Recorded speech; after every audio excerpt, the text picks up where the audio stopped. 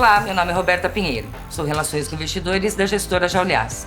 Nossa empresa foi fundada em 2006 pelo Roberto Pinter e José Luiz Junqueira, com mais de 25 anos de experiência no mercado financeiro e renda variável. Hoje eu convido José Luiz Junqueira para esclarecer as principais dúvidas dos nossos cotistas nesse momento tão turbulento do mercado. José, uma das dúvidas comuns dos nossos cotistas é porque o mercado caiu tanto nos últimos meses e o porquê pesou tanto na cota do Jauli. Roberto, eu vou dividir a resposta em duas partes. Primeiro, as causas. Houve uma grande quebra de expectativas, uma inflação cada vez mais persistente que levou o Banco Central a subir os juros muito rapidamente. Além disso, a gente viveu um ambiente de tumulto fiscal e político ao longo desse período inteiro. A consequência é que houve uma saída de investidores locais, especialmente pessoas físicas, e esse fluxo foi bem marcado pela venda de fundos institucionais locais, vendendo ações para migrar para a renda fixa. Realmente a nossa cota caiu muito mais do que o índice Bovespa, mas isso não tem qualquer relação com a qualidade dos negócios. Aliás, o próprio índice Bovespa é uma cesta de ações, mas extremamente concentrada em poucas empresas. O nosso objetivo é escolher os melhores negócios e não necessariamente seguir o índice, que serve apenas como referência para quem gosta de acompanhar o mercado de ações como um todo. De setembro para cá, teve uma entrada muito expressiva de investidores estrangeiros. Os estrangeiros entraram comprando bastante coisa. Só que os estrangeiros eles compram principalmente empresas maiores, chamadas de blue chips, e especialmente empresas de commodity, que também estão num bom momento operacional. O fluxo de saída dos locais, no entanto, entra vendendo todas as demais posições. Muitas delas relacionadas à economia doméstica, empresas que estão num operacional muito bom. Elas vivem um bom momento, apesar de parecer pela reação no mercado de ações que elas estão num momento extremamente delicado, o que não é verdade. E, portanto, a média das ações sofreu muito mais do que a queda pouco expressiva do índice Bovespa em si.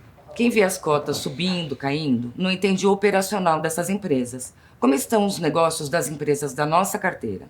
Curiosa pergunta, porque esse ponto é fundamental para entender a oportunidade que esse tipo de movimento faz e também entender se você tem disposição ou mesmo aguenta esperar para ter sucesso com essa oportunidade. Essa queda foi marcada por um descasamento entre o momento microeconômico específico das empresas e macroeconômico. O negócio das empresas vai muito bem, elas cresceram, muitas delas superando inclusive as expectativas de mercado. Como exemplo, eu vou citar 5 posições que fazem parte da nossa carteira, cujas operações foram muito bem e as ações caíram. Primeiro exemplo, a nossa maior posição é a 3R Petróleo. Ela é uma empresa produtora de petróleo. O aumento do preço do petróleo aumenta significativamente a rentabilidade da empresa, que com as aquisições recentes vai se tornar a segunda maior empresa de exploração de petróleo no país, multiplicando por quase 10 vezes a quantidade de petróleo que ela produzia no seu IPO, e as suas ações chegaram a cair de julho para cá quase 40%. Um segundo excelente exemplo disso que eu estou querendo dizer é a Hidrovias do Brasil, uma posição importante para o nosso fundo. Esse ambiente macro mais turbulento agora de curto prazo não altera, não destrói muito do valor da companhia. Ela transporta grãos, safra de produção agrícola da principal região produtora do Brasil, o norte do Mato Grosso, e também transporta algum minério da Vale do Rio Doce pelo Rio Paraguai. Ano passado ela enfrentou uma tempestade perfeita. Operacionalmente ela sofreu uma quebra de safra de milho e também a hidrologia, 2% pior hidrologia dos últimos 100 anos, o que prejudicou a operação. Mesmo assim, o resultado operacional da companhia cresceu 10%, enquanto as ações caíram 60%. O que condiciona, o que influencia no valor dessa empresa, e é porque a gente está comprado nela, é a expansão da produção de grãos desse país entre 2022 e 2030. O volume transportado e, portanto, a receita e os resultados operacionais, eles são relacionados com esse crescimento, que pouco tem a ver com essa política monetária mais apertada ou a inflação de curto prazo. Um terceiro exemplo, pouco relacionado com os outros anteriores e até interessante para mostrar a diversificação da nossa carteira, uma empresa produtora de petróleo, uma transportadora de grãos e agora a Petz, uma empresa de varejo, é uma empresa que a gente gosta muito. Desde que a gente comprou a empresa, ela tinha 100 lojas, deve terminar esse ano em torno de 170 lojas. A empresa acha que vai atingir 400 lojas. O importante disso não é o número de lojas, é mostrar que ela cresceu bastante, mostrar que ela está num mercado extremamente específico e nichado, o mercado de pet, muito descorrelacionado com a nossa economia como um todo, com uma taxa de crescimento muito maior do que a economia como um todo. E em relação ao preço, por exemplo, de julho do ano passado, e quanto ela chegou a cair em janeiro desse ano, ela chegou a cair 50%, carregando, obviamente, a nossa cota para baixo. Isso nada teve a ver com o operacional da empresa, que continua crescendo, entregando rentabilidade, penetrando no e-commerce, montando a operação omnichannel dela, consolidando o mercado a passos muito largos. Um quarto bom exemplo é a Vamos, é uma empresa de locação de caminhões. Ela é para os caminhões, para a frota de caminhões, o que a Localiza foi lá atrás para carros. A Localiza, para contextualizar, ela saiu de 37 mil veículos em 2006, 2007 para mais de 500 mil veículos contando com a Unidas agora. Isso ilustra como uma dinâmica específica, pouco dependente do macro, atravessou mais de uma década do macro doméstico muito ruim, imprimindo crescimento e trazendo rentabilidade para o seu acionista. A Vamos, ela basicamente empresta dinheiro, como um banco, com lastro no próprio bem. A dinâmica de crescimento dela é enorme. Hoje a frota de caminhões, ou o número de caminhões em frota, em mão de frotistas, passa de 2,5 milhões. E ela tem apenas 23 mil caminhões. A avenida de crescimento para essa companhia é enorme. As ações dela estavam em julho a um determinado preço e agora chegaram a cair 50% em janeiro. Meu quinto exemplo vai ser a Iguatemi. As ações da Iguatemi S.A., uma empresa dona de shopping centers no Brasil inteiro, que nos protege da inflação. Ela captura a inflação no reajuste dos contratos de aluguel com os lojistas. E ela também participa da retomada econômica. Quando o lojista vende mais, o dono do shopping center captura uma receita maior, proporcional à venda, que também cresce.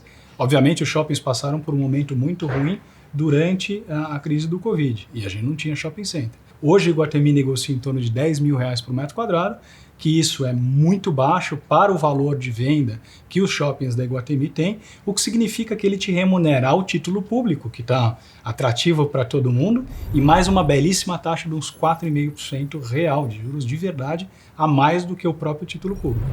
Só que isso te protegendo de inflação e participando da retomada da atividade. O fluxo hoje, para você ter uma ideia, já é maior, o fluxo de shopping já é maior do que foi antes da pandemia. Então, José, pelo que você me diz, as ações estão baratas, as empresas estão em um ótimo momento, os investidores estão saindo.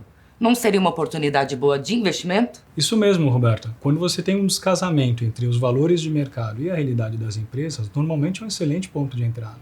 Pontos de entrada, preços baratos, e ninguém quer pagar caro na bolsa. Todos assumem que o ideal de bolsa de valores é comprar no mercado barato, mas normalmente, historicamente, quando a gente teve preços relativamente baixos, como nós temos hoje, esses momentos eram muito mais críticos do lado econômico das empresas. As empresas, elas viviam um momento econômico muito pior. Então, sim, o momento agora é um momento muito bom, principalmente quando se conhece exatamente o que está comprando, né? E você é capaz de entender o risco associado à atividade daquela empresa que você está pagando barato. Obviamente, a gente está no meio de uma guerra, no meio de uma inflação cada vez mais incerta e cada vez mais duradoura. As estimativas de juros sobem semana a semana. Tem que se ter paciência, né? O quando não faz parte da gestão fundamentalista. E essa é uma coisa que a maior parte das pessoas confunde. As pessoas acham que um bom gestor, ele fica ali girando dinheiro, ele fica trabalhando o dia inteiro comprando e vendendo as ações. Uma gestão fundamentalista como a nossa é uma gestão de longuíssimo prazo. A gente não faz apostas mensais achando que o momento de mercado vai ser mais pesado e os nossos fundos, os nossos pares vão eventualmente ter resgate, vão derrubar nossas ações, então vamos vender antes que isso aconteça, porque esse tipo de coisa tem muito pouco de fundamento por trás. A nossa estratégia é escolher bons negócios, avaliar as empresas e aí, para quem tem interesse, a nossa avaliação é extremamente técnica, né? Não é muito pouco subjetiva. Ela depende bastante de trabalho e de conhecimento da atividade da empresa. E à medida que o ambiente macro externo da empresa se altera, a gente também vai alterando o valor de quanto as empresas valem. Então, não é achar que o investidor fundamentalista também, ele é passivo em relação ao que acontece, né? Não apenas o movimento de alta e de baixa das ações abre novas oportunidades. A Vamos, por exemplo, é uma empresa que apareceu na nossa carteira nos últimos meses, né? ela abre oportunidades, mas ela também altera o valor das coisas. Tem coisas que se deterioram ao longo do tempo, tem coisas que melhoram ao longo do tempo. Então, o acionista, o cotista, né, que está por trás do fundo, que está do outro lado da cadeira, o que ele tem que enxergar é: se eu tenho um bom gestor, tenho uma estratégia bem definida, sabe o que está fazendo, já demonstrou ter competência para fazer o que está fazendo no passado, e dá esse, eu vou chamar aqui, vou falar, mismatch, esse desencontro, né, entre o valor das coisas e o valor do mercado, é uma oportunidade única. O importante, Roberto, é que o mercado de ações sobe e desce, mas as ações e as empresas, elas têm valor. E esse valor não é arbitrário e aleatório. Eles têm a ver justamente com a atividade operacional, a capacidade de gerar lucro das empresas. Historicamente, as ações no Brasil sempre negociaram 13 vezes o lucro anual. Agora, atualmente, elas estão negociando a 6 vezes, metade do preço. O que é isso de negociar 13 vezes lucro? Imagina você comparando o apartamento com o aluguel, né? ou comparando o lucro de uma franquia com o valor da franquia, ou ainda o ovo e a galinha. À medida que aumenta o número de ovos, a galinha se valoriza. Se o valor do aluguel aumentar, valoriza o valor do imóvel. E a mesma coisa para a franquia. Então, Roberta, nesse contexto, o momento atual é muito bom. E o fluxo de saída dos investidores é exatamente incoerente com o que universalmente as pessoas acham que deveriam fazer. Comprar a bolsa nos momentos onde a bolsa está mais barata, onde o retorno esperado pelo capital investido é maior. Um bom exemplo disso, de que o retorno dos nossos cotistas não depende só da nossa capacidade de gerar retorno na cota e também do comportamento de aproveitar esses momentos de entrada e de saída, de fazer investimentos adicionais, etc., e principalmente não sair nos maus momentos, pode ser mostrado pelo que aconteceu com o Peter Lynch. Peter Lynch foi um dos principais gestores americanos. Entre 1977 e 1990, ele foi capaz de fazer o fundo dele render 29% ao ano, e o cotista médio teve 5% ao ano só de ganho. Por quê? Sai na hora errada, entra na hora mais cara, quando está todo mundo entrando. Não que eu ache que investimento em ações só é interessante em momentos de queda, porque o Peter Lynch ele foi capaz de gerar um retorno composto de 29%. Curiosamente, os cotistas que mais tiveram retorno no fundo do Peter Lynch foram aqueles que ficaram mais tempo, claro. Especialmente os que morreram, que não conseguiram mexer no dinheiro por um tempo mais longo. Uma dúvida dos cotistas no momento é: quando isso acaba? Qual o momento que isso acaba? No meio de uma guerra, por exemplo, que nós estamos vivendo hoje, existe o risco das empresas, de alguma empresa quebrar? Roberto, o importante é que não existe um modelo recorrente e válido de market timing. Nós estamos super tranquilos. Enquanto as ações não revertem, enquanto esse fluxo não se acalma e as ações voltam a subir, a gente está sendo super bem remunerado pela atividade operacional das nossas empresas. Nosso trabalho é exatamente acompanhar as entregas, acompanhar a atividade dessas empresas e garantir que a gente seja remunerado e que elas nos deem retorno ao longo desse caminho. O preço da bolsa é somente o mercado no qual a gente pode entrar e sair de uma posição, trocar de investimento. As correções deverão vir assim que o fluxo se acalmar, o fluxo de saída melhorar. Isso deve acontecer à medida que as perspectivas da inflação sejam melhores, onde a guerra hoje também faz preço, os investidores vão começar a arbitrar a queda da taxa de juros e um horizonte melhor, uma perspectiva melhor para o nosso PIB, para o nosso nível de atividade. Não cabe aqui uma aula formal de valuation, mas pode-se ganhar dinheiro em jogos de sorte ou azar, e isso não se confunde com investimento. Temos um processo formal de investimento que depende do trabalho e não da sorte. Não temos bola de cristal para explicar o caminho entre hoje e uma determinada data no futuro. Mas valuation é um exercício de compreensão do passado, compreensão do presente e explicação do futuro. Sem dúvida, a guerra, por exemplo, ela aumenta o risco desse caminho entre hoje e essa data do futuro. Então isso aumenta a volatilidade, aumenta a incerteza de como isso vai evoluir entre hoje e o futuro. Mas isso não tira o fato de que hoje está barato e de que ao longo desse período que nós vivemos, as coisas continuarão baratas. A deterioração da atividade operacional das empresas hoje é muito pouco visível. Uma última pergunta para fechar. Qual a estratégia do fundo para atravessar esse período turbulento e entregar um bom resultado?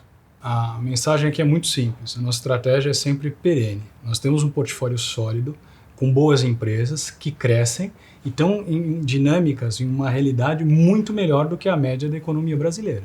Esse caminho tortuoso que nós vivemos hoje, ele só está nas empresas e a nossa cota barata, gerando oportunidade. Nós investimos Para o longo prazo, nossas posições ficam na nossa carteira por 4 ou 5 anos.